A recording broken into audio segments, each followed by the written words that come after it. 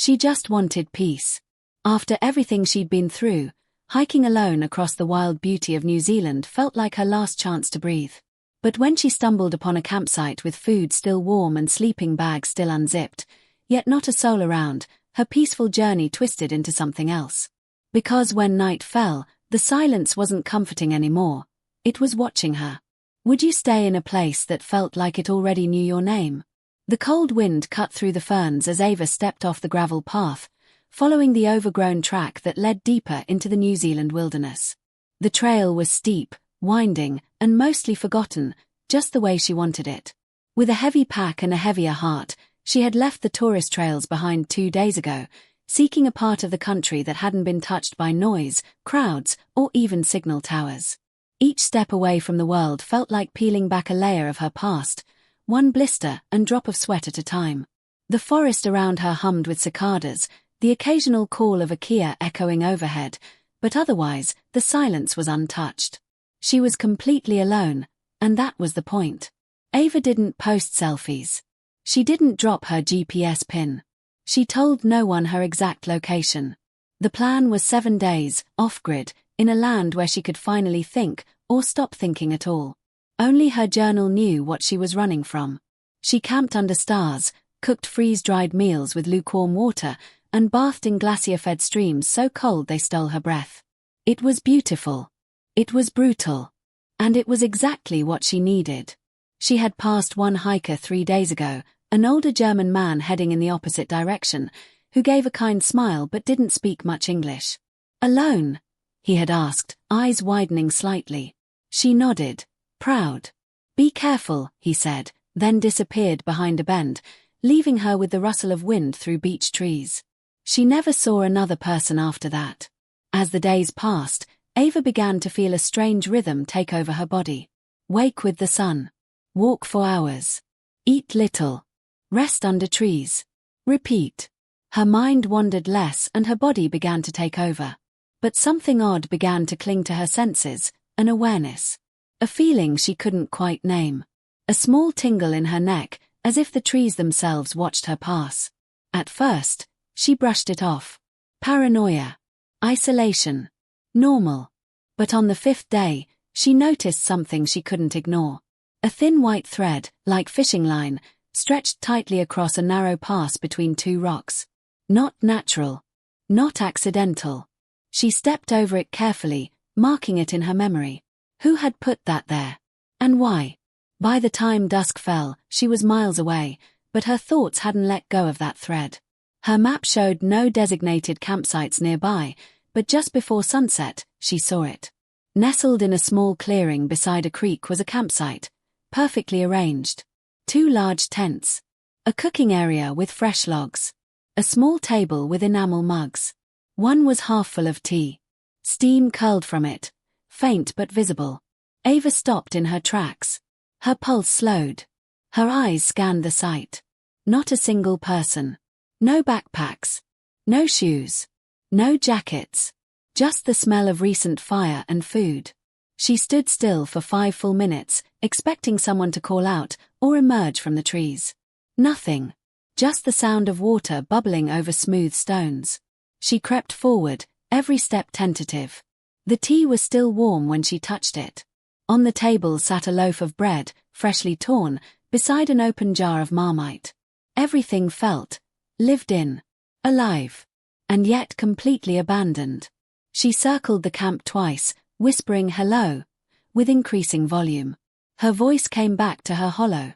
The tents were zipped halfway open. Inside, sleeping bags lay unrolled, still plump, as if someone had just stepped out for a moment. But there were no signs of life. No bags. No lights. Not even a single footprint leading away from the soft dirt around the camp. Ava's hands trembled slightly as she turned to the edge of the forest again. Her instinct screamed for logic. Maybe a group went hiking and left it set up. Maybe someone just went to the creek. But then, where were their things? Phones, wallets, even their boots. Who walks barefoot through dense, sharp bushland? The wind picked up slightly. Trees creaked. A bird screamed in the distance, and suddenly Ava felt exposed, like someone was watching her from between the trees. Her legs begged her to keep walking. Her shoulders begged her to rest.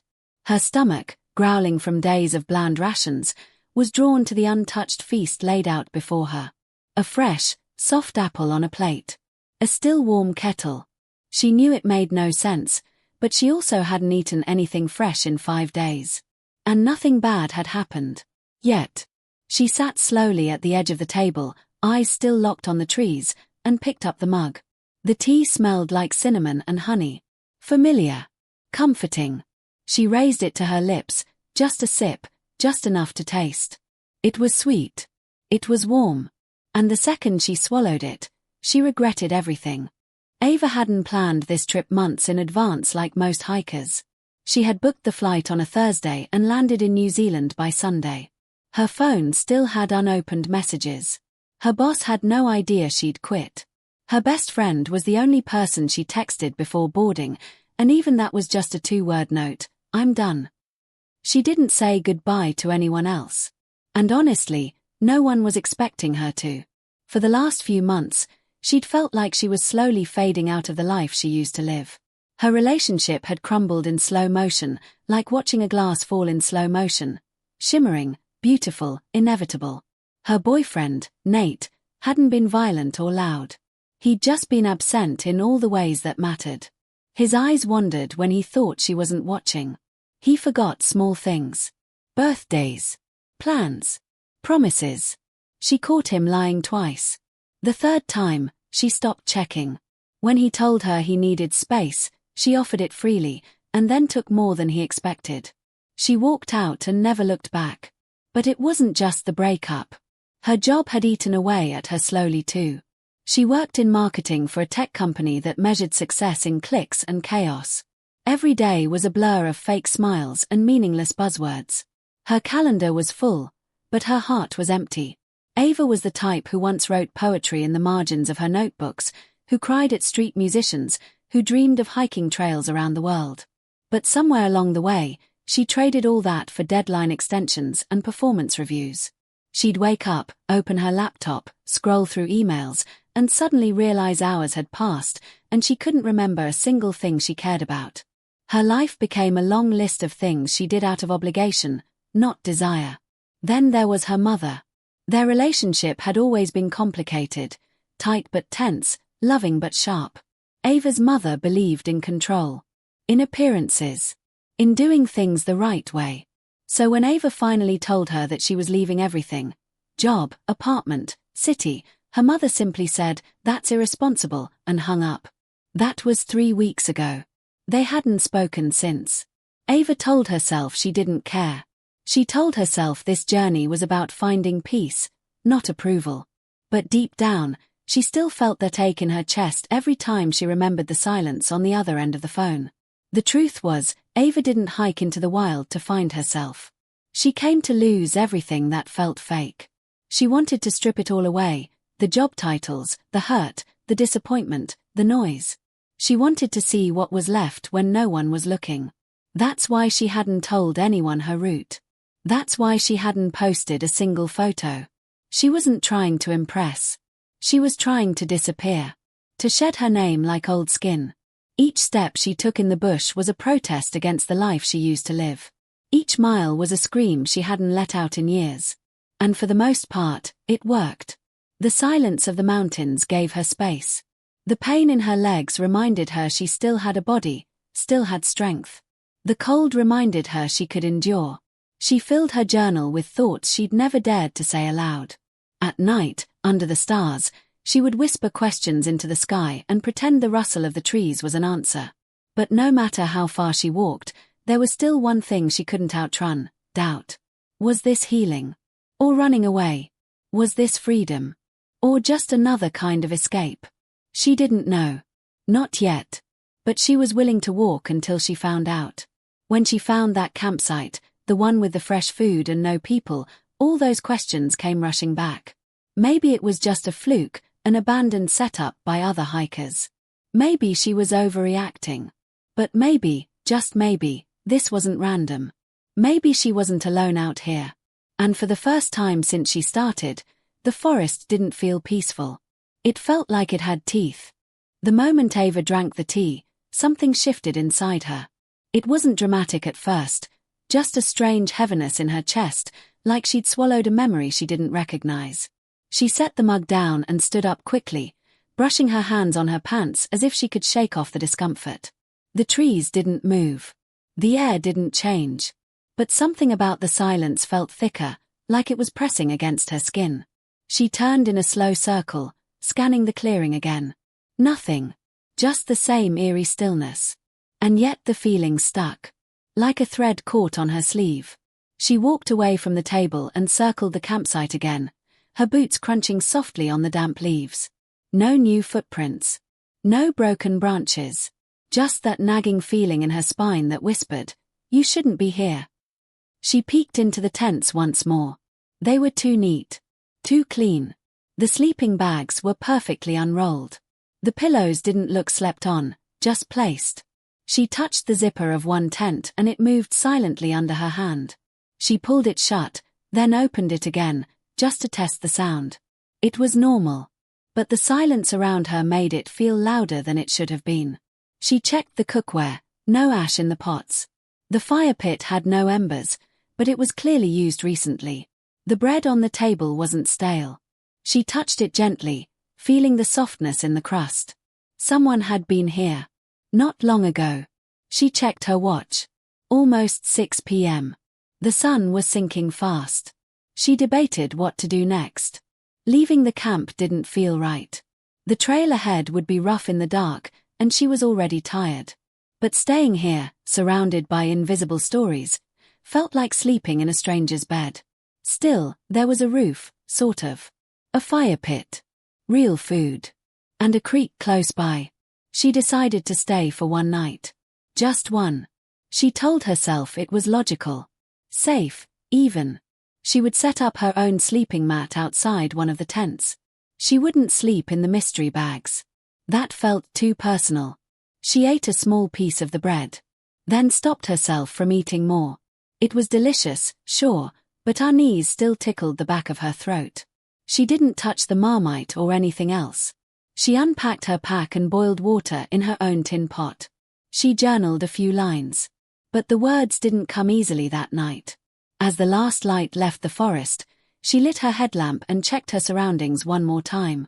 Still nothing. Still no one.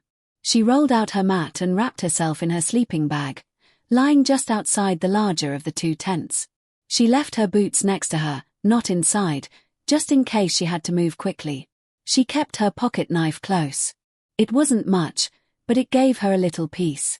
She didn't fall asleep right away. The forest was too quiet. Even the wind seemed to hold its breath. Then she heard it. A soft creak. Like a twig snapping under pressure. Her eyes snapped open. She sat up. Waited. Nothing. Then, again, closer this time, another snap. Then silence. She clicked off her headlamp. Darkness swallowed her vision. But she felt that she wasn't alone anymore. Her breath caught in her chest. Every instinct told her to stay still. She strained her ears, trying to hear past her own heartbeat. Another noise, this time a rustle. Something was brushing against the tent behind her. She turned slowly, gripping her pocket knife.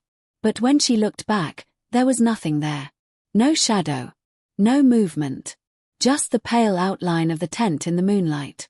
She waited another 10 minutes before turning the light back on. Still nothing. Eventually, sleep pulled her under in pieces. She woke up at 3 a.m. The fire pit was glowing again. She hadn't lit it. She hadn't seen any matches. She hadn't heard a single footstep. But now, a small flame flickered in the darkness. Ava froze. Her heart slammed against her ribs. She stayed low, barely lifting her head. The fire wasn't large, just steady. Like someone had added fuel carefully. Silently. She waited for someone to speak. For a voice. A cough. A whisper. Nothing came. After what felt like hours, the flame died down. She didn't sleep again. She waited for dawn, heart thudding like a drum. When the sky finally brightened, she stood slowly and checked the fire pit. Fresh ash. Warm stones. No tracks. Ava wanted to believe she had sleepwalked. Or imagined it. But she didn't believe it. She packed quickly, stuffing her gear back into her bag with shaky hands. She checked everything. Her journal was there. Her food. Her knife. Nothing was missing. But everything felt touched. She glanced back at the tents one last time. Something told her not to open them again. Instead, she turned and walked back to the trail. She didn't look back. But even hours later, deep in the bush again, she couldn't shake the feeling that the campsite wasn't done with her. That somehow, it had been waiting. Ava walked fast that morning. Not out of energy, but out of need. Her steps were quick and sharp, like she could somehow shake off what had happened at the campsite if she moved fast enough.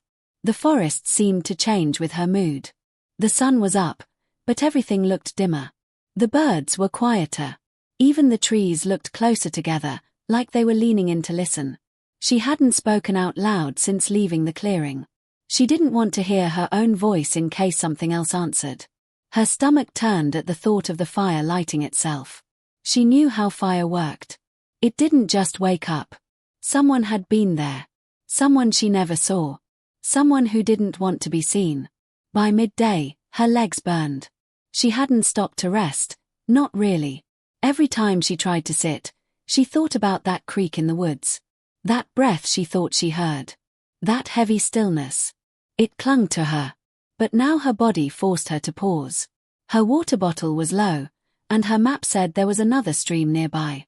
She found it after a short detour, a narrow strip of clear water running over stones. She knelt, refilled her bottle, and splashed her face. The cold made her gasp. She sat down on a flat rock and closed her eyes. For a moment, she almost felt normal again. Then she heard it. A sound like metal tapping stone. Soft. Deliberate. She opened her eyes fast and scanned the trees. Nothing. No movement. But she was done pretending it was her imagination. She stood up and reached for her pack. Her fingers brushed against something that hadn't been there before. A folded piece of paper. She stared at it. Heart racing. It was tucked between the zipper and flap, easy to miss. She unfolded it slowly. The handwriting was neat, almost too neat. Just 4 words. Why did you stay? Her knees went weak. She looked around again, but the forest was silent. The note felt warm. Not from the sun. From a hand. A real, living hand. Someone had gotten that close. Close enough to touch her gear. She hadn't seen them. Hadn't heard them. That scared her more than anything else. Ava shoved the note into her jacket and took off down the trail. She didn't care about pacing anymore. She didn't care about the blisters forming under her heels. She just wanted out. But the trail didn't want to let her go so easily. About an hour later, the path narrowed between 2 cliffs, where tall rock walls rose on both sides. She paused before entering. The wind didn't move here. Even the birds were gone. It was like stepping into a throat. Her boots echoed on the stone. That's when she saw the footprints. Not hers. They were ahead of her, just barely visible in the dust. One set. Deep. Fresh. Going the same way. She froze. Whoever they belonged to, they weren't in front of her anymore. She didn't know how long ago they were made. But she knew what they meant. She wasn't alone. She picked up the pace again, her breath short and tight. When the canyon finally opened up to a wide valley, she thought she'd feel relief. But instead, she saw something that made her stop cold. Another tent. Just one. Small and bright blue, planted on a patch of grass like it had just landed there. No smoke, no movement, no gear outside. But she recognized the brand. It was the same kind as the ones back at the campsite. Her throat went dry. She backed away, eyes locked on the tent flap. It was closed. No sound came from inside. She didn't go closer. Not this time. She turned around and walked the other way, off trail. Into the trees. She hiked for hours without stopping, breaking branches and ducking under limbs, just to feel the mess of real nature under her feet. She needed to be somewhere no one expected. Somewhere hidden. She found a flat patch between some rocks and set her gear down. No tent. Just the sky. She curled into her sleeping bag and kept her knife in hand. As darkness fell, she didn't sleep. She waited. And when she did finally close her eyes, she dreamed of hands reaching through the trees. Of fires lit by shadows. Of notes written before she'd even arrived. She woke up gasping. The next morning, she found another note. This one was under her sleeping bag. She hadn't heard a sound all night. The note simply said, "We heard you breathe." That's when Ava realized this wasn't random. It wasn't about her being in the wrong place. It was personal. Someone, or something, was tracking her. Watching her choices. Studying her fear. And with that thought came another, sharper one. She hadn't stumbled onto their camp. She'd been led there. The forest felt tighter now, like it was closing in around her with every step. Ava didn't follow the trail anymore. She moved through trees, over rocks, across fallen logs, never walking in a straight line. Her sense of direction was slipping, but that no longer mattered. She wasn't trying to get anywhere. She was just trying to get away. Each crack of a branch made her flinch. Each gust of wind sent chills up her arms. But it wasn't just fear anymore. It was realization. Someone had followed her. Someone had gotten close enough to leave notes, relight fires, slip messages under her body without waking her. Whoever they were skilled. They were patient. And they knew these woods better than she did. By the third day off trail, her food was low. Her body was weak. And her mind kept going back to that first note. Why did you stay? She kept it in her pocket, folded and refolded until the corners curled. That question dug into her thoughts like a hook. Why had she stayed? Why hadn't she trusted her gut and left the moment she saw that untouched camp? She wanted answers, not just escape. Something inside her, something stubborn or brave or stupid, decided to turn back. Not to the camp, but toward something else she had passed without thinking. A crooked old tree near a small ridge. It had a hollow base and a strange pile of rocks nearby. It had looked like nothing at the time. But now she couldn't shake the feeling that it was hiding something. She retraced her steps. It took her half the day to find it. When she reached the ridge, her breath caught. The tree was there. Twisted like a question mark, its bark peeled and grey. At the base was that hollow she remembered. Deep and dark like an open mouth. She got on her knees and reached in, pulling out leaves, twigs, a broken plastic fork. And then, her fingers touched paper. A book. Old, battered, with a cracked spine. She slid it out and opened the cover. Inside was a name written in smudged pencil. Liam Rhodes, March 2019. She flipped the pages. It wasn't a diary. It was a logbook. A record. Page after page of names, dates, messages. Some were simple. Stayed here 2 nights. Food still warm. Others were more frantic. Who set the fire? We came back and everything was moved. One entry chilled her. Woke up at the creek. Don't remember how I got there. We're leaving now. She kept reading, flipping faster now. Near the middle of the book, one name was circled in red ink. Darren. Next to it, a scrawled note. He left in the night. Said he saw someone watching him. Never came back. Ava's hands shook. There were dozens of entries, maybe more. Some ended with jokes. Others trailed off like the writer had been interrupted. Near the back, she found the most recent pages. One dated just yesterday. Her eyes scanned it quickly. Still no sign of the owners. Food was waiting again. Something's wrong. We're being watched. Don't trust the silence. Then, at the very bottom, in different handwriting, in sharper, darker ink, was her name. Ava. It wasn't signed. It wasn't explained. Just written. Like someone had known she was coming. She dropped the book. Her whole body went cold. Whoever was doing this wasn't random. This wasn't a campsite lost in time.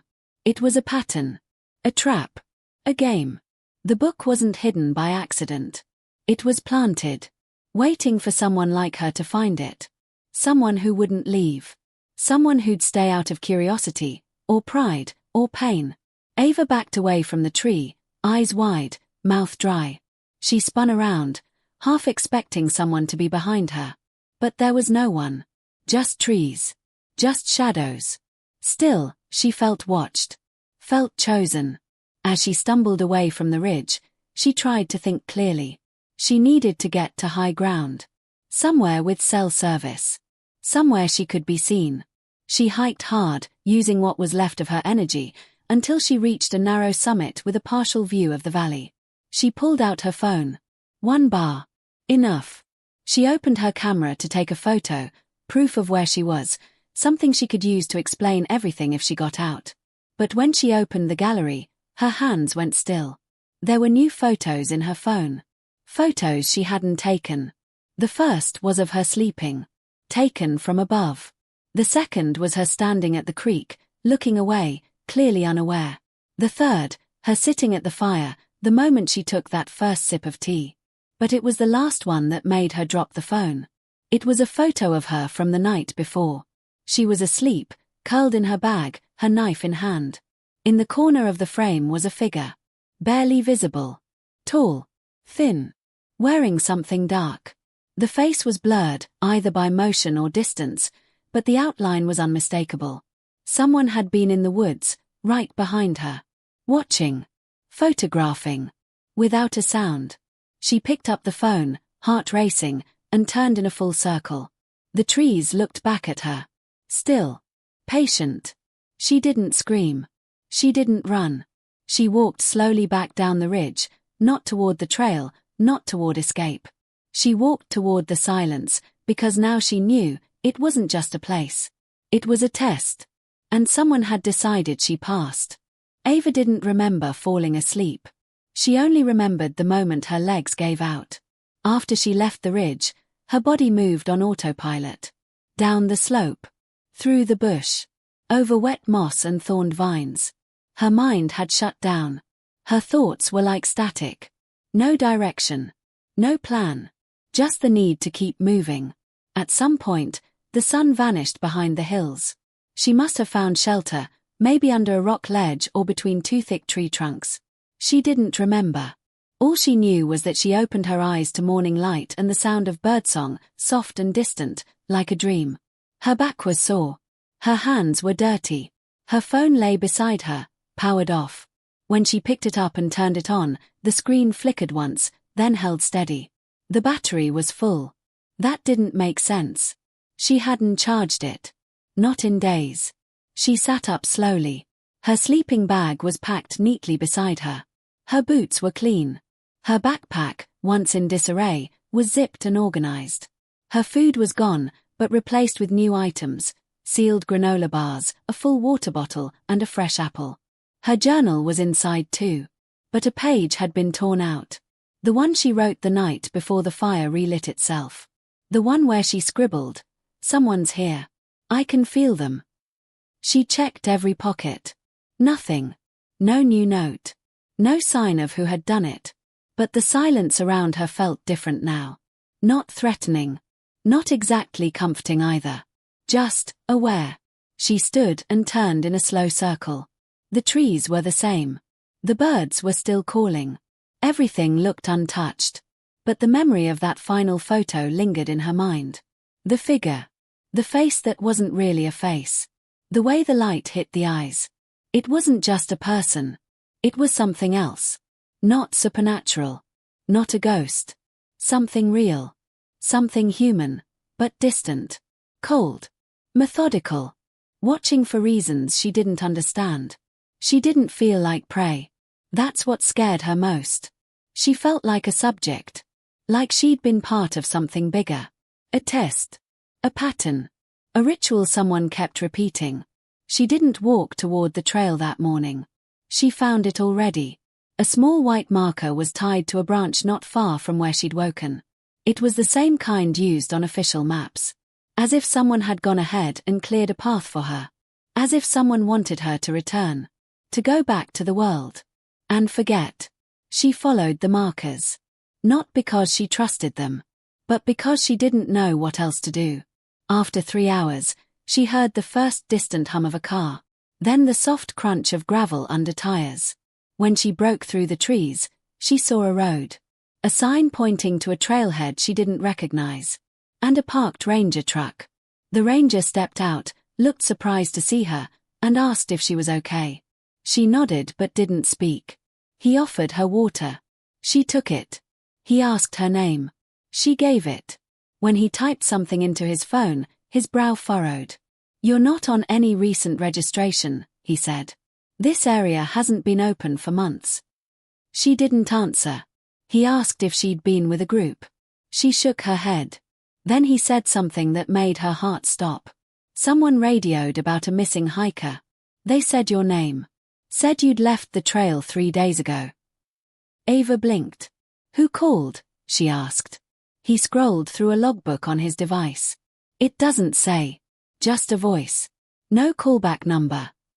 He drove her to the nearest ranger station. She sat in the back seat, silent, watching the trees pass like shadows.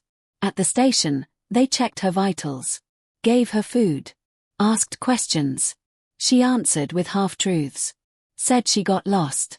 Said she stumbled on an old campsite. They said that didn't make sense. No one had reported a setup in that area. No recent permits. No documented groups. She stayed 2 days before catching a shuttle to the nearest town. The forest receded behind her, and still she felt eyes on her back. In the hotel room that night, she opened her phone again. All the strange photos were gone. Just her old ones. Selfies. Mountains. Trees. Nothing strange. No shadows. No faces. Except one. Her lock screen photo had changed. It was an image she didn't recognize. A close-up of her sleeping face, lit by moonlight. Calm. Peaceful. Alone. But in the reflection of her eye, if you zoomed in, there was a shape. A silhouette. Watching. She turned off the phone. Threw it across the room. And sat in silence for hours. Ava never posted about her hike. Never told anyone what really happened. Not even her closest friend. But sometimes, at night, she still hears twigs snapping. Still wakes up to the smell of cinnamon tea. And once, weeks later, a package arrived at her door. No return address. Inside was a single note. Folded. Clean. Typed. It read, "Thank you for staying." Ava burned it without opening the envelope. But she couldn't forget what she saw on the back before the flames took it. A small ink symbol. A triangle inside a circle. The same one she saw carved into that crooked tree's bark. She didn't speak of it again. But deep down, she knew something important. She hadn't been lost. She hadn't been found. She had been chosen. And out there, somewhere in the quiet wild, they were waiting for the next one. Someone curious. Someone broken. Someone who wouldn't leave when they should. And she knew, somehow, that if she ever went back, the camp would be there. Food still warm. Tents still open. And silence waiting with open arms.